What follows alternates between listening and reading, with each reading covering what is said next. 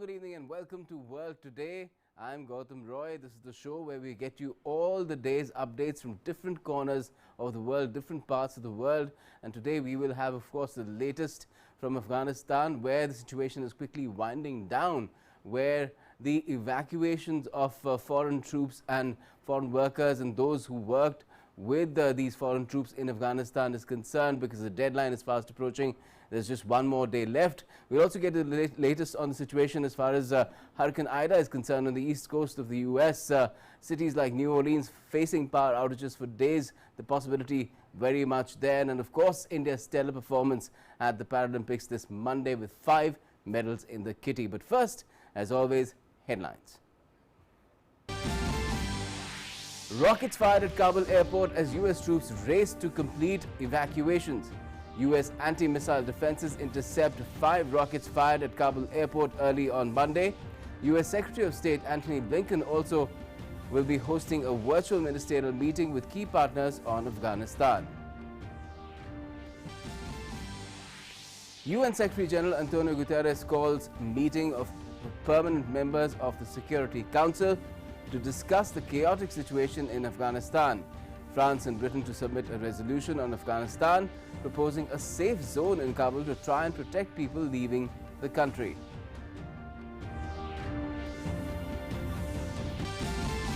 Hurricane Ida lashes Louisiana, knocking out power in New Orleans, makes landfall as an extremely dangerous Category 4 storm. Roof of a hospital in Giuliano blown away by strong winds. U.S. President Biden says already pre-positioned resources that we know are going to be needed, and equipment and response teams in the region assures of all assistance. Excuse me. World battles COVID-19, over 21 crore 73 lakh affected worldwide. Recoveries cross 19 crore 42 lakh globally. Virus claims more than 45 lakh 17,000 lives. The situation in the U.S. continues to remain grim.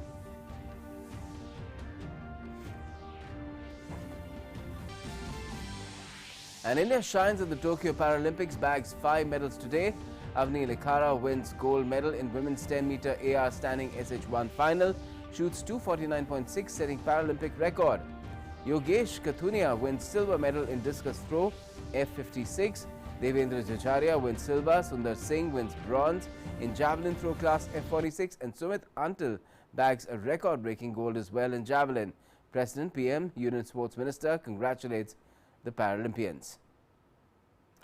Now, first up, what we're getting you is in sports. It's raining medals for India in the Paralympics. Well, Indian athletes have been shining at the Tokyo Paralympics. They've bagged 5 medals today. Let's begin with Paralympics updates.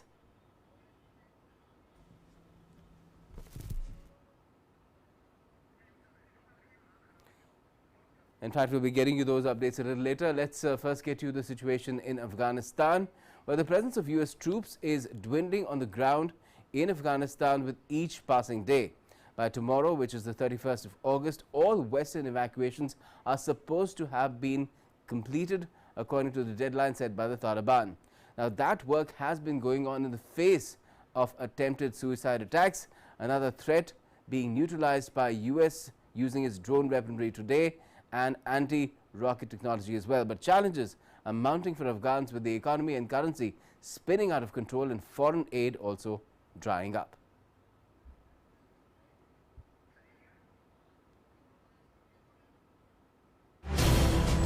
Uncertainty and tension continue to mount in Afghanistan.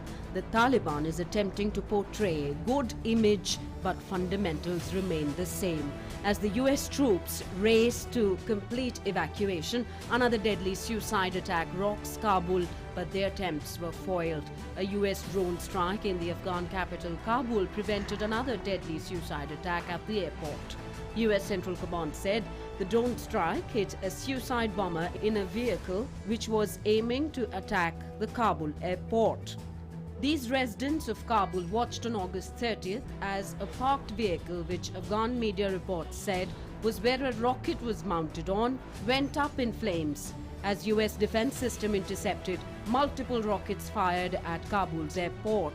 US anti-missile defenses intercepted as many as 5 rockets that were fired at Kabul's airport early on Monday morning. It was 6 o'clock in the morning when the sound of an explosion was heard here, and I came to see the area of the explosion. I think they fired at the airport from here. Unfortunately, most of the casualties are civilians and poor people. This is the Khoja Bogra neighborhood, and we live here. A rocket came and hit a house, and 6 or 5 people died. I have nothing else to say. We are distraught. The number of US troops at the airport had fallen below 4,000 over the weekend as departures became more urgent after an Islamic State suicide bomb attack outside the gates on Thursday killed scores of Afghans and 13 US troops. US President Joe Biden on Sunday met with the families of the 13 US soldiers who were killed in an attack at the Kabul airport last week, as the remains of the fallen army personnel are returned to the United States from Afghanistan. Biden and First Lady Jill Biden attended the dignified transfer of the fallen soldiers at the Dover Air Force Base in Delaware on Sunday, a military ritual of receiving the remains of those killed in foreign combat. United Nations Secretary General Antonio Guterres called a meeting of the permanent members of the Security Council to discuss the chaotic situation in Afghanistan. France and Britain will submit a resolution on Afghanistan proposing a safe zone in Kabul to try and protect people trying to leave the country. US Secretary of State Antony Blinken will also host a virtual ministerial meeting with key partners on Afghanistan. The meeting of the key partners will look for the way forward after the evacuation deadline. Evacuations are on the verge of completion, with many even completed. The final flights taking British troops from Afghanistan returned UK on Sunday. The British ambassador to Afghanistan was among the last British officials who arrived in the UK on Sunday. The last plane of France's operation to evacuate its citizens and Afghans from Kabul landed outside Paris on Sunday, ending its evacuation operations. Meanwhile, first group of Afghan refugees arrived in Kosovo on Sunday, which has agreed to temporarily shelter them until they can be permanently relocated to the United States. Military planes took off from Kabul airport on Monday as the foreign withdrawal enters the final stage, ending 2 decades of military involvement in Afghanistan, having evacuated about 114,400 people, including foreign nationals and at-risk Afghans, in an operation that began a day before Kabul fell to the Taliban on August 15th. US and allied forces are set to complete their own withdrawal by Tuesday to meet a deadline agreed with the Islamist militants. World Today Desk, DD India. Now, the US withdrawal on the 31st of August, that is tomorrow, from Afghanistan after 20 years will lead to many rapid and permanent changes in the nation. Apart from the security aspect and the eventual change in the political and administrative outlook of the Taliban dispensation, the deteriorating economy remains the most challenging task, with the currency in a free fall and jobs and establishments closing down and drought of foreign aid. Afghanistan is staring at a long, difficult road ahead. These scenes tell a lot about Afghanistan's situation, apart from sheer hunger and danger of imminent malnutrition. The scramble for food from a charity van tells a tale of apathy and people being left to fend for themselves as the inner administration crumbles in the landlocked nation. Desperate for food, people frantically reach for bags of bread being handed out by the workers out to a car window from the Australian non-profit charity Mahbooba's Promise. The Taliban's swift takeover of Afghanistan this month, culminating in the capture of Kabul on 15th of August, has thrown the country into turmoil. Food is just one aspect. Even those who have money in the banks are now feeling helpless. This video shows the utter desperation that has set in Kabul as Afghans wishing to withdraw money waited in long lines at banks and cash machines on Sunday. On Saturday, officials ordered banks to reopen and imposed a weekly limit on withdrawals of $200. The economy, shattered after 4 decades of war, also faces the loss of billions of dollars in foreign aid following the withdrawal of Western embassies from the country. On the brink of collapse is also Afghanistan's healthcare system. This is especially after foreign donors stopped providing aid to the country.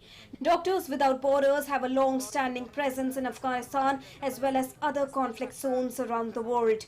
The old health system in Afghanistan was supported from outside foreign aid, mainly the World Bank, the EU and some of the donors. Now the World Bank, the IMF and some others also froze the funds for Afghanistan, and the health system is on brink of collapse because of lack of support. As you may know, the whole health system in Afghanistan was supported from outside foreign aid, mainly the World Bank, the EU and some other donors. And as you may know, the World Bank, but also the IMF and some others froze the funds for Afghanistan. And one of the great risks for the health system here is basically to collapse because of lack of support.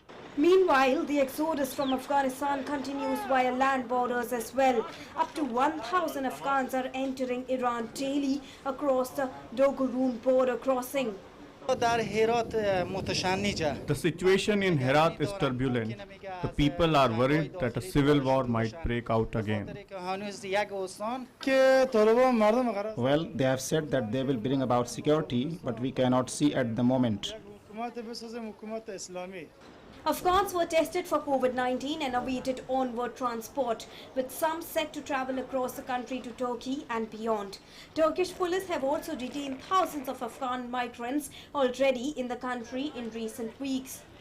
Concerns are growing in the country and especially the capital of an impending financial crisis. A similar scene plays out along borders with Pakistan. An Afghan family pitched a tent on the Pakistan side of the Chaman border crossing as to join hundreds of Afghans who also made the trip across the border seeking to escape from the Taliban. The waiting continues for thousands of families hoping to escape the Taliban. Amid scorching temperatures, there is little shelter for those hoping to leave, while food and water are also in short supply. Taliban officials have urged Afghans not to leave, saying they are needed to help them run the country and make it prosper in the future. Bureau Report, DD India. So there is a burgeoning humanitarian crisis that is ongoing in Afghanistan, and all of these situations that are developing in that country have security implications for India as well, especially in the context of what has happened in the past as well. Pakistan has played a role in that. There are terror outfits like LET, JAM, Haqqani Network and ISIS-K active in Afghanistan and Pakistan, and all these are in some way or the other interlinked. There's a UN report to the Security Council that says a significant part of Al-Qaeda leadership lives in the Afpak border region, so they keep on going from Afghanistan to Pakistan as well. The UN report also says a significant part of the Al-Qaeda in the Indian subcontinent is another sub-outfit which is active in that region as well. So there are two kind of factions of Al-Qaeda active in the region. To top it all, there's Haqqani Network as well, which is historically described as being very close to Pakistan's ISI, which is its deep state, its intelligence body. Tehreek-e-Taliban Pakistan, that's another body and outfit, a terror outfit, Pakistan origin group, which began to splinter in 2013, and then it has a separate entity of its own as well, again operative both in Afghanistan and Pakistan. Now some TTP members even pledged allegiance to ISIS and relocated to eastern Afghanistan as well. So they keep on intermingling amongst themselves, and that's what makes the challenge all the more difficult. Lashkar-e-Taiba, if we talk about, it has had a history in India, of course, carrying out terror attacks, but a large number of LET terrorists from Pakistan's Punjab and trained by Pakistan's army are also active, and they also have bases in Afghanistan. Furthermore, if you look at what is there in store and what could come at India's doors, as well as LET cadres who've been seen fighting alongside the Taliban in areas like Kandahar, even in these days that Taliban was advancing towards Kabul.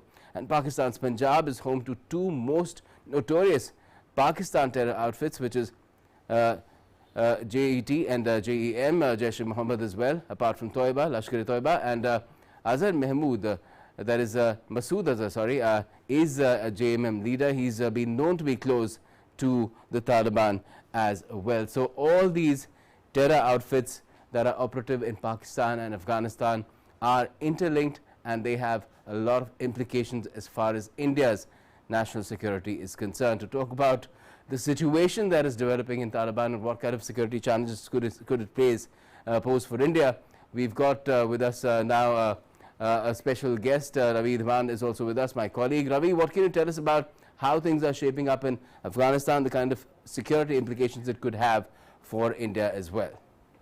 Well, that's a real cause of concern for India and the Indian security establishment.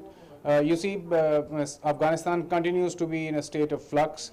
Internal rumblings are coming out as we see more and more reports of news agencies from Afghanistan. There's a crisis of food, there's a crisis of doctors, and there's a crisis, the economic crisis is looming large. The Afghan currency is continuously losing its attraction, it's falling down, and the weekly limit that has been now imposed by the central bank on the withdrawals from the bank has further aggravated the situation.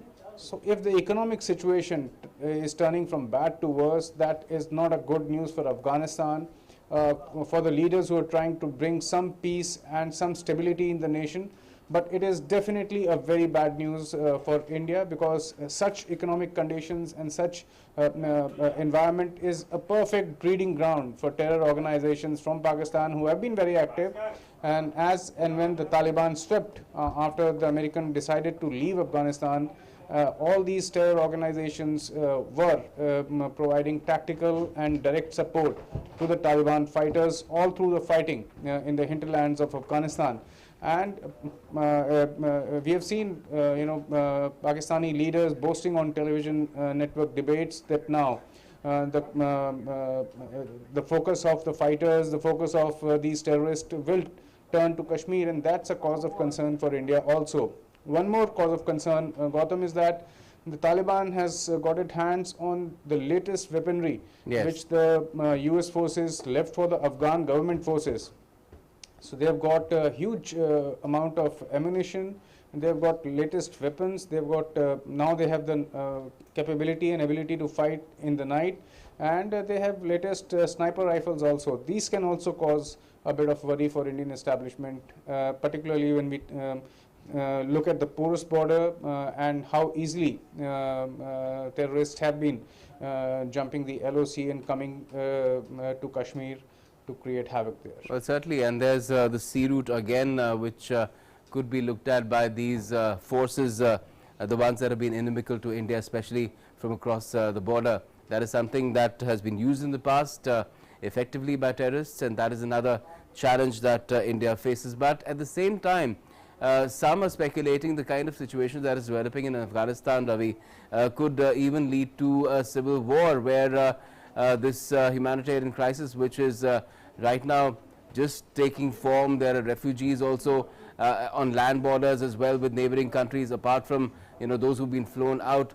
All this will then just explode, and then Afghanistan will remain a very unstable country for, I don't know, for how long.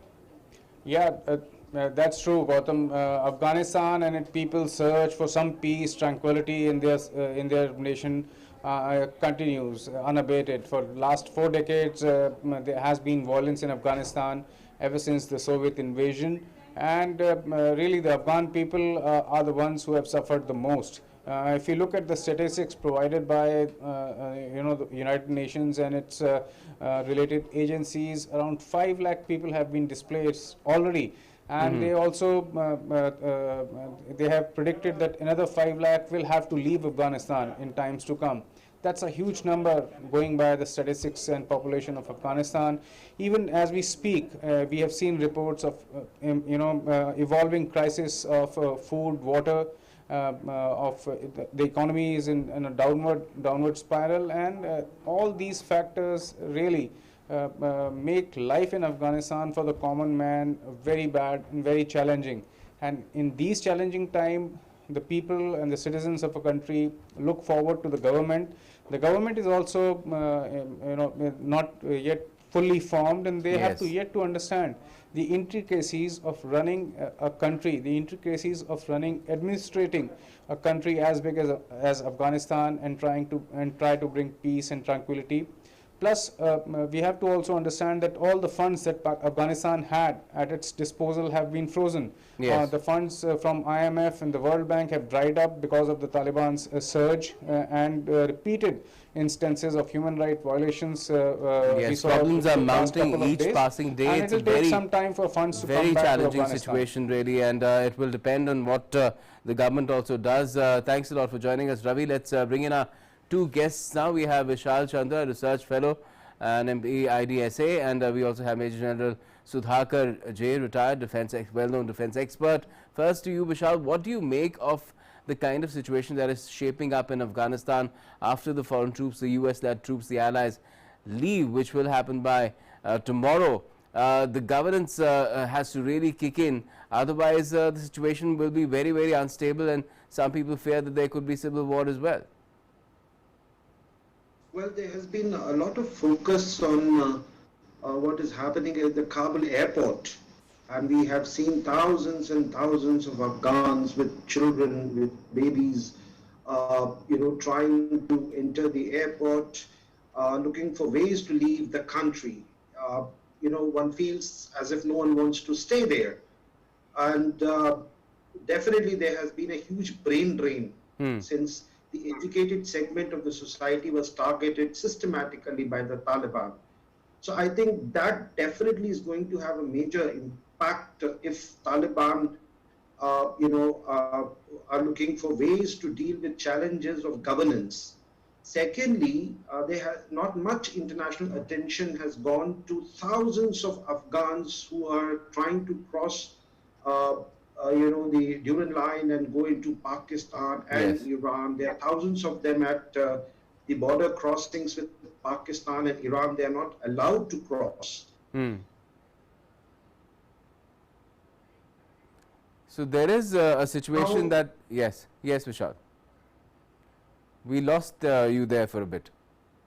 In fact, we are having some trouble with Vishal's of the armed forces. We're having some trouble with Vishal's link. Ordinary Afghans, because they know there's going to be a price hike. Let me go across to General Sudhakar. Now, Vishal, just hold on. There's some problem with your internet connection, it seems. But General Sudhakar, just tell us, how do you perceive the situation developing where, the foreign troops are leaving, the foreign aid is drying up, funds are a huge crunch for the new Afghan government, which is still taking shape, and there's a situation developing which may progress towards civil unrest? Good evening, Gautam. Thanks for inviting me to the channel. And the nearest parallel till date I had in my mind to what the situation prevailing in Afghanistan was something like Syria. Day before yesterday, I thought it's comparable with Sierra Leone. I have been a military observer there of the United Nations mission between 97, 98. Also, I have operated in Liberia. The situation is, frankly speaking, going by the visuals and the reporting and the articles which are coming out. I have been studying very detailed research documents of the anthropologists from UK and elsewhere. It's really very grim, very, very grim. Out of 4 crores or 40 million population, you see, the 4 million are towards Pakistan side as refugees, 1 million towards Iran side. And the tribal community, there are 14, as per the national anthem, as you know, Gautam, there are 14 tribes. But on ground, there are many more than 14 tribes. And the ethnic diversity is so much. Yes. There is a interfactional rivalry. It's an ongoing thing, ongoing constantly. There is a shortage of food, there is a shortage of water. yes, that point of weapons and ammunition came up.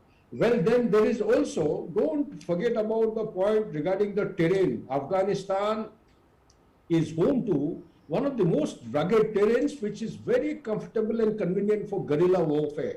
But at the same time, I must highlight one issue, that for successful and effective guerrilla warfare, your logistics have to be, the supply chain management has to be absolutely perfect. Okay. Under the circumstances, I have my doubts. Pakistan itself is already on the knees. It's going to be a failed state very soon. I don't hesitate to call it as a pariah state, although the GDP, when I checked up the latest, it is started showing some significant improvement to 282 billions. It's expected to rise further. But given the COVID-19 challenges that the country has gone through, it's in a real terrible situation. And we should be mentally prepared. What should worry us is, actually speaking, will it have any adverse impact on to India? As a defense specialist, whether we have it or not, as soldier, I firmly believe, and my analysis indicates, whether they come or not, but we should be able to make an architecture of defenses along the Indo-Pak border so formidable that they will not have any easy penetration or infiltration into the J&K, Valley of J&K. Fortunately, Article 370 has been actually applied, and the status of J&K has undergone change. There is a sea change at the ground level. There is a popularity swing which is actually emerging. The insurgency or the terrorism in our valley floor has reduced. So we have to be very careful. We have to calibrate all our effort. Slightest problems, emerging or taking place in the valley floor will actually encourage Pakistan to, infiltrate. Okay. 4 days or 5 days back, you were talking about Jaish-e-Mohammed, Masood Azhar. This gentleman was found in Kandahar, already tying up with the Taliban, and seeking funds for release of funds because he wants to recommence his operations in J&K. As per my analysis, which I did almost 6 to 8 months back, I was visualizing this kind of scenario building. We are talking about Jaish-e-Mohammed. There is another group called Lashkar-e-Taiba. LET is also very, very active in the border areas. And let's not forget about the expansion of the ISIS, which has just shown its ugly face 2 days back. ISIS Khorasan province, incidentally, is supposed to be responsible for Afghanistan, Pakistan, and India. Their caliphate is no longer across Syria. It's going across India to the Southeast Asian countries. It is 8,000 miles.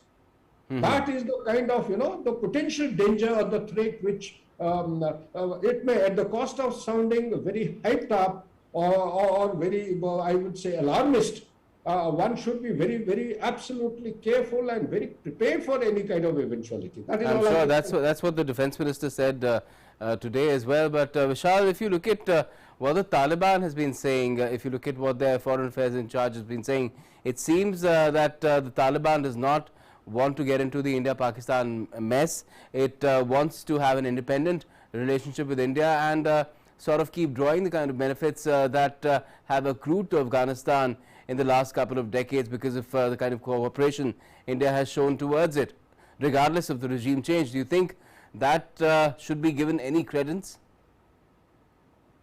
Well, we shouldn't be taking their statements at face value, but at the same time, since they have a territory to themselves and they're about to form a government and they've been out of power for a good 2 decades, so obviously they have come to have stakes. At least they're showing some stakes in regional diplomacy. And right now their focus is on consolidating their control, their hold over Afghanistan, and they're aware of the challenges of governance. So one of the most frustrating factor for the regime, Taliban regime back in 90s, was lack of international aid and assistance. So I think somewhere there is a realization among sections of leadership that they definitely will have to address the economic challenges that are emerging across the country. There's a huge humanitarian crisis building up with thousands and thousands of Afghans internally displaced, Afghans waiting to cross the border, and Afghans which could not be evacuated, and there are no sources of employment available at the moment.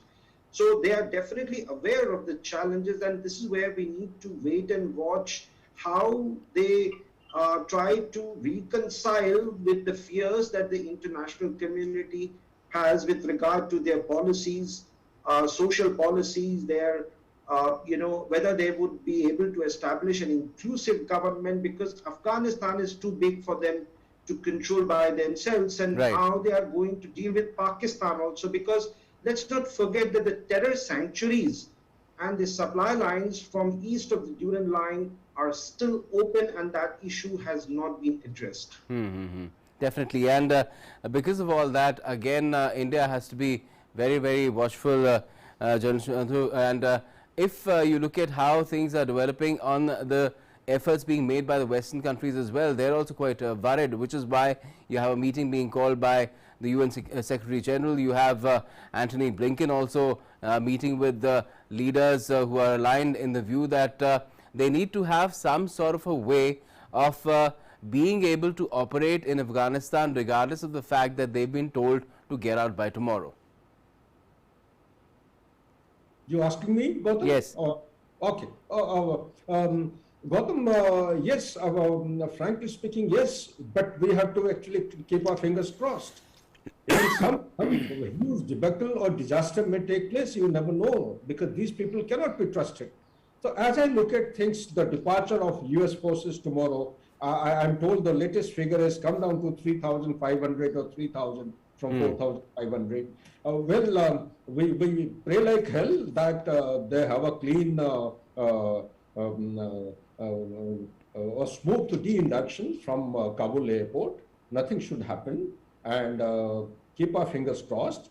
But however, one should be a good armed forces or any nation which is participating in an operation like this should have carried out some kind of a detailed planning. The execution should have taken place well in advance. So look at the way. If you allow me, I would like to actually take your mind back to the way it is not for the first time or the 40 years that the Afghanis have been, subjected to these kind of hardships. Yes. The history of Afghanistan, that is why it is called as the graveyard of empire. It was long, no empire ever which has come, be it Alexander the Great or Chandragupta Maurya or any Mughals or Mongols, whoever came. People claim that yes, Raja Ranjit Singh was the only successful Raja. He also did not last too long. The terrain, the challenges are so many, the warlords are such, the culture is different, the way of life is different. There is also a thing known as Pashtuni culture. They is called as Pashtuni code of conduct. I'm really surprised why media is not touching upon on the internal and the smaller issues, which actually play a very important role at a tactical and sub-tactical level. What is Pashtuni code? Pashtuni code actually says there are three basic points, highlights. First point is irrespective of mutual acrimony and difference of opinion, whenever there is an outside force ruling them, they will all unite together, regardless of the differences they have. And they will make sure that the outside force is thrown out at the earliest. Same thing happened when the Mujahids were employed against the Russians. It's a different issue that the superpower, the Cold War strategy which was taking place during 70s and 80s. It's a different issue. The similar kind of parallel can be drawn now. It could be called as a new Cold War era, I would say.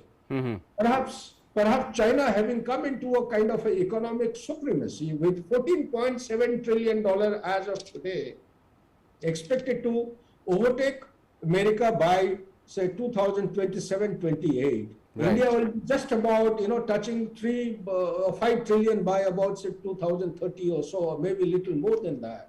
Maybe the third largest economy. Okay. China is going to be way ahead, number one in the world. Perhaps the decadence of US has come. Perhaps the turning point for the United States has been clearly indicated the way they have employed themselves and withdrawn from Afghanistan. So the point that I wanted to share with you was that the Anglo-Afghan War, which took place from 1839 to 1842, it was a disaster for the British Empire. They wanted to keep Afghanistan as a buffer state with the Russians. The Russians were expanding and Afghanistan was the common point. Then came the second Anglo-Afghan war from 1889 to 1892, 79 to 82. The aim was to actually formalize the Durand line. They managed to legislate, they managed to install a government then. Right. But the third one was most crucial one, 1919. Mm-hmm. In that, it was a huge failure. It was a defeat for the British Empire. Thereafter, after the Second World War, the thing started with the Vietnam War. All of us know what happened in Vietnam. Yes. It was the spread of communism versus the democracy of which US was actually promoting. So US went into South Vietnam uninvited, but came back from there in 75. It was a big defeat for the US. No superpower would take any kind of... Yes, but the latest entry into Afghanistan that the US made was to fight terrorism. Terrorism still remains a factor in Afghanistan, and it will continue to pose a challenge, Vishal, to everyone, and particularly to India, because we know the kind of history that has been there and the kind of groups that are active there as well. It will have a direct implication for India. Yeah, but I think we should... Vishal, I was asking Vishal, General. I think we should not be dismissive of United States' future role in the region. We should not be signing them off. I have a feeling that as time passes by, they are going to be dependent on the United States. Let's not forget that the February 2020 agreement that was signed, there were secret clauses which never came out in the open. You're talking about the Doha agreement. Yeah, I'm talking about the Doha agreement, February 2020. Yeah. So somewhere I have a feeling that there is a greater understanding between United States and the Taliban. Okay. And secondly, let's not forget that there are various groups within the Taliban now. Unlike in the 1990s, Haqqanis are playing a very important role, which is a banned organization. They are negotiating with other groups in Kabul. Last 2 weeks, we have seen them meeting President Karzai, former President Karzai, Abdullah, and other people. They have been acting as a go-between, between Taliban and the other groups. And they are also part of the security structures in Kabul at the moment. Yes. So, but at the same time, there's a realization among sections of Taliban leadership that they need to be more flexible, because they are likely to face challenges from within as well. So I have a feeling that they will look for support from outside, and that explains why they are talking to Ahmad Masood in Panjshir. And I won't be surprised if in times to come you find the Taliban reaching out to those leaders of the Northern Alliance who are currently outside the country, and I'm referring to Atanud and Abdul Rashid Dostum, because let's not forget that back channels are always open in Afghanistan. Everyone is talking to everyone there, and there might be surprises in store in the coming weeks and months, because Taliban need. But let's hope that they are pleasant surprises and not unpleasant ones. Let's hope that things develop in a positive way, and the situation that we are seeing on the ground, especially with the people in distress, basically hunting for food in complete desperation, that improves, and you have a stable Afghanistan, and we don't have a blowback because of its stability in India and in other parts of the world. Thanks a lot for joining us for the time being, both of you. All right, now let's look at what is the situation in the US with Hurricane Ida. A fierce Category 4 storm made landfall in the American state of Louisiana on Sunday afternoon. Fierce winds toppled trees and power lines, and this plunged New Orleans into darkness after nightfall. Here's a report.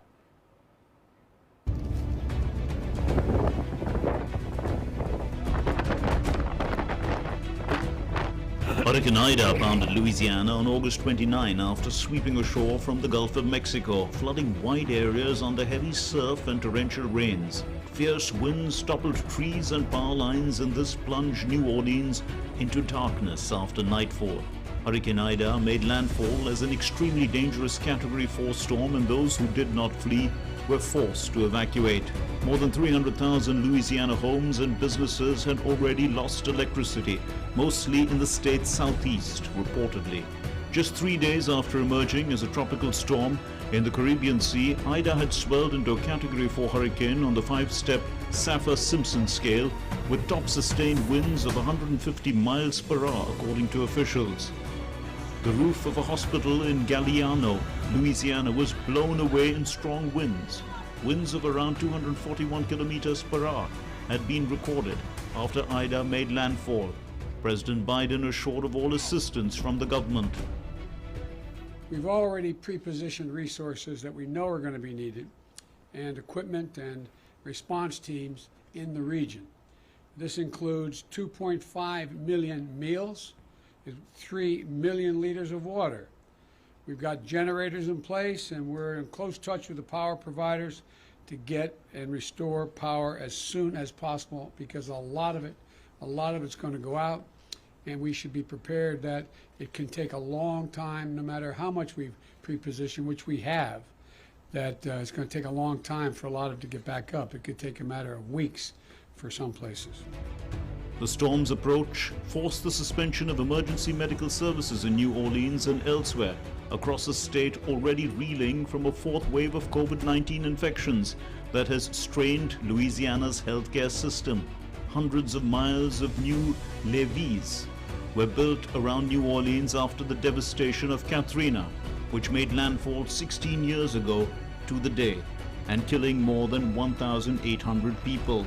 World Today Desk, DD India.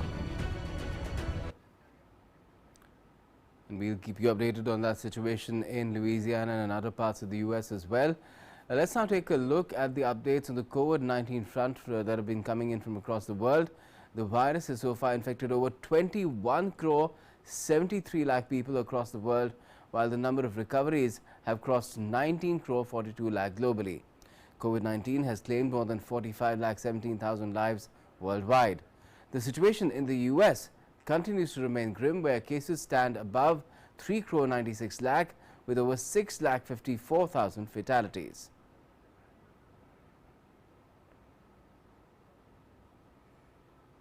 Let's also get you some more updates from across the globe as well.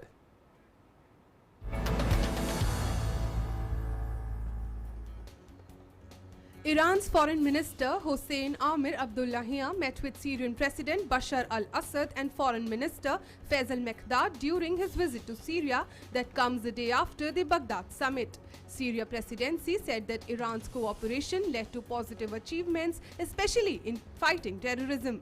The presidency also quoted Abdullahian saying that Iran will continue to support Syria in fighting all kinds of terrorism, especially economic terrorism and its effects.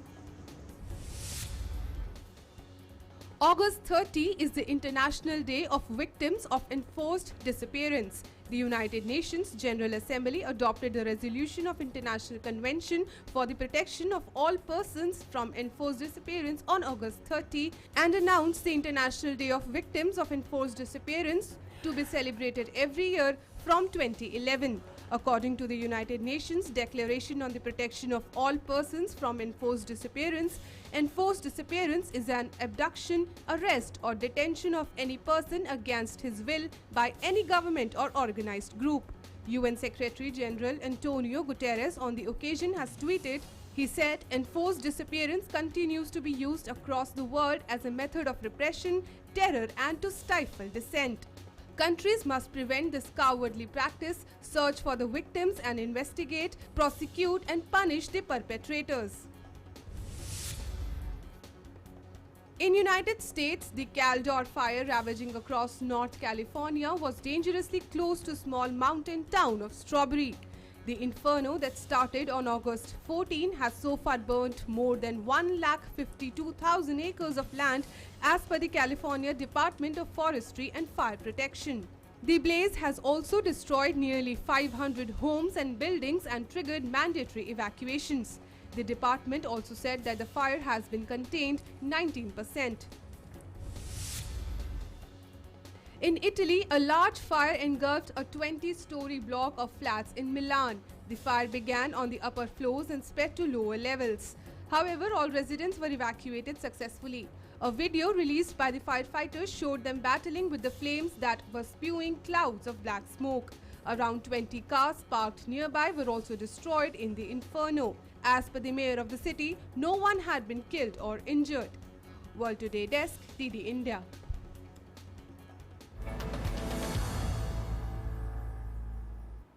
Let's now get you updates from the world of sports. Well, we begin here with the Paralympics updates.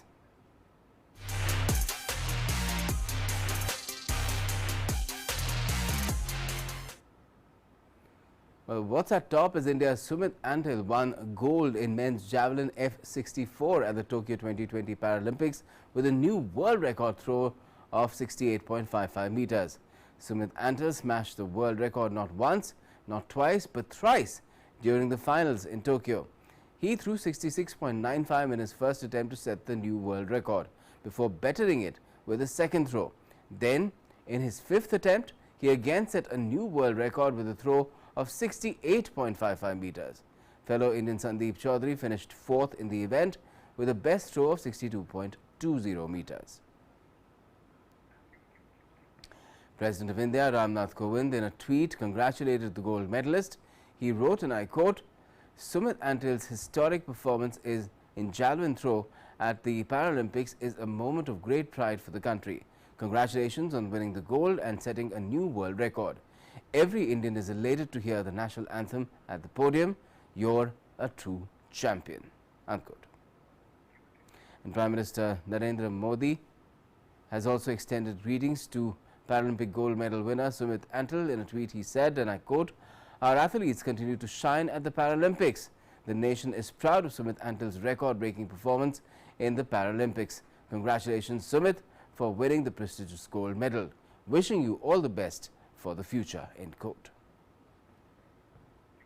And Union Sports Minister Anurag Singh Thakur also extended his best wishes to the champion. He took to Twitter, and I wrote, and I quote again, "The world record has been broken. India has won another gold medal. Sumit Antil, congratulations on a splendid Tokyo 2020 Paralympics performance. Incredible throw, inspirational feat. Javelin throw F64 final with a throw of 68.55 meters."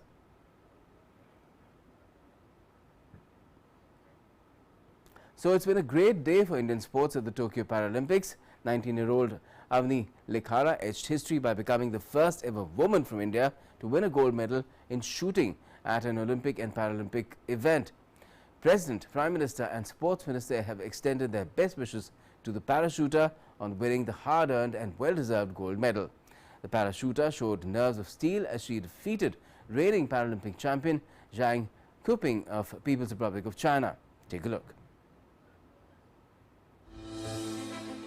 Team India continues its golden run at the ongoing Tokyo Paralympics 2020 with adding historic gold to its medal tally. 19 years old Avni Lekhara etched history by becoming the first ever woman from India to win a gold medal in shooting at an Olympic and Paralympic Games. Lekhara took gold after scoring 249.6 in women's 10-meter air rifle standing, whilst also equaling the world record and breaking the Paralympic record. Soon after her winning exploits, wishes started pouring in from all corners of the country. President Ramnath Kovind extended greetings to Avni Lekhara. In a tweet, he said, and I quote, "Another daughter of India makes us proud. Congratulations to Avni Lekhara for creating history and becoming the first Indian woman to win a gold at Paralympics. India is elated by your stellar performance. A tricolour flies high at the podium due to your phenomenal feat." Prime Minister Narendra Modi personally spoke to shooter Avni Lekhara and congratulated her on winning gold at Tokyo Paralympics. He extended his best wishes. In a tweet, he said, and I quote, "Phenomenal performance, Avni Lekhara. Congratulations on winning a hard-earned and well-deserved gold, made possible due to your industrious nature and passion towards shooting.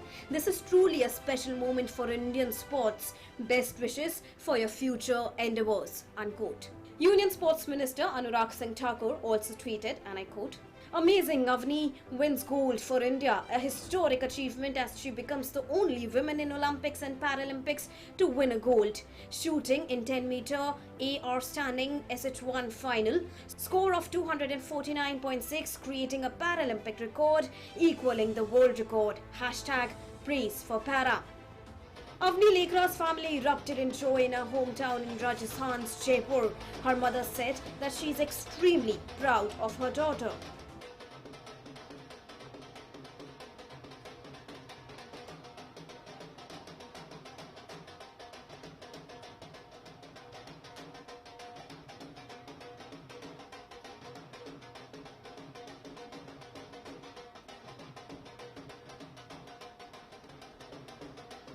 बहुत खुशी हो रही है, बहुत खुशी हो रही है, गर्व हो रहा है मेरे को डब्बू के ऊपर। हाँ, बहुत खुशी की बात है और आगे बढ़े।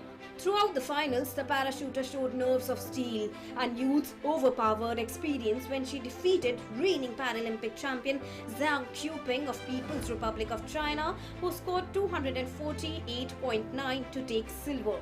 Avni will be in action once again in the round 3 mixed 10-meter air rifle prone SH1 event along with her partners in coming days. Sports Desk, DD India. And now we bring you all the updates that have been making news but not headlines, and that is Beyond Headlines.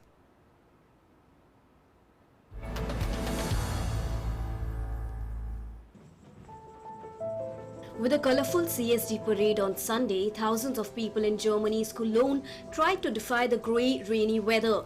Many social groups were there and wanted to set an example for cosmopolitanism and tolerance. All participants were delighted to see that colourful parades are now possible again. All had to be vaccinated, recovered or tested so that there was no rude awakening after the mega party.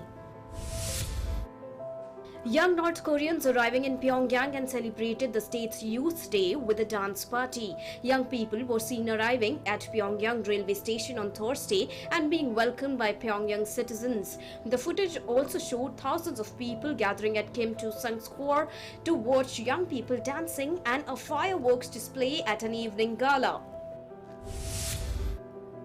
Wearing wide-brimmed hats to shield them from the Mediterranean sun, dozens of pickers are hand-harvesting jasmine flowers near the southern French town of Grasse, the key ingredients in Chanel's No. 5 perfume, which this year is celebrating its 100th anniversary.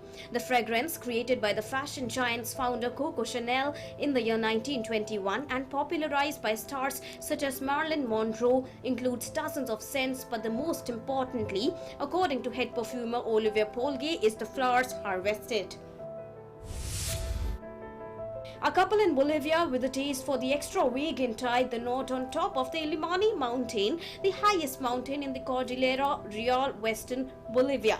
Clearly visible from Bolivia's capital La Paz, Illimani's eternal snows are frequently referenced in the music, mythology and literature of the Aymara people. Sunshine and pleasant temperatures ensure the day was an unforgettable experience for groom Johnny Pacheco and his bride Heidi Paco atop that mountain in the Andes. It took the couple 3 days to make the ascent to the summit from La Paz. The couple are from the central department of Cochabamba. The COVID-19 pandemic could not stop 200 couples from tying the knot in a mass wedding in Lima, Peru. The couples previously went through a health screening to prevent the spread of COVID-19. The couples were given a fruit basket and offered a coffee break by local authorities. The ceremonies were aired via the Facebook page of Lima's municipality for relatives who were unable to attend.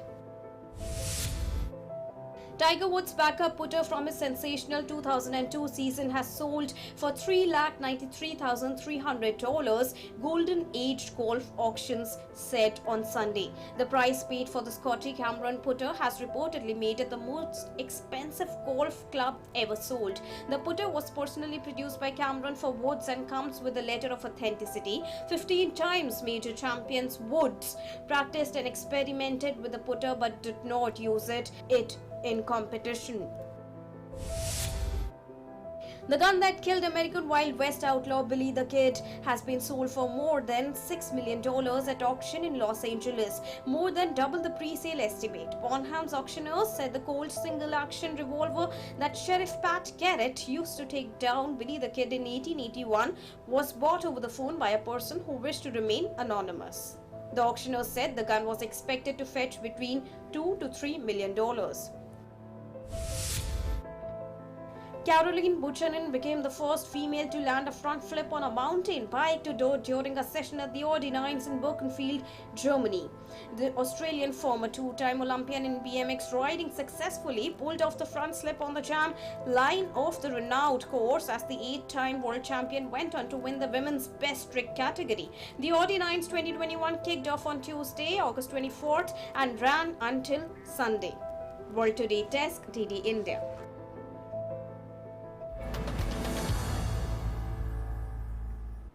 And now we're taking a look at the events that created history on this particular day.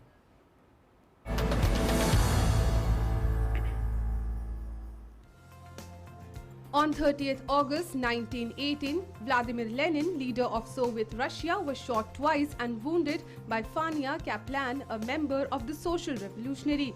Vladimir Lenin was speaking at a factory in Moscow. On this day, in the year 1973, Kenya banned the hunting of elephants and trading in ivory. In the year 1991, on 30th August, United States athlete Mike Powell set the world record in an astonishing men's long jump duel with Carl Lewis. He jumped 8.95 meters, smashing the previous 8.90 record set by Bob Beamon in 1968.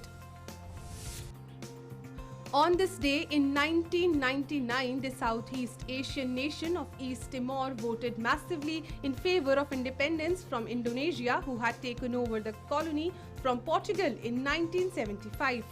The UN-backed referendum of 1999 saw a 99% turnout. On this day in 2001, Papua New Guinea and Bougainville Island rebels signed a peace deal. The deal marked the end of the South Pacific's longest-running conflict. On 30th August 2003, the American coal miner turned tough guy actor Charles Bronson died at the age of 81. He acted in more than 60 films, including the popular Death Wish series. In the year 2008, on 30th August, Libya and Italy signed an accord under which Italy will pay $5 billion in compensation for colonial misdeeds during its decades-long rule of the North African country. On this day in 2010, Mount Sinabung volcano in Sakanalu village, Indonesia erupted for the first time in centuries. It was on 30th August 2014 the then Prime Minister of Lesotho, Thomas Thabane, fled to South Africa. He had accused his country's army of staging a coup. World Today Desk, DD India.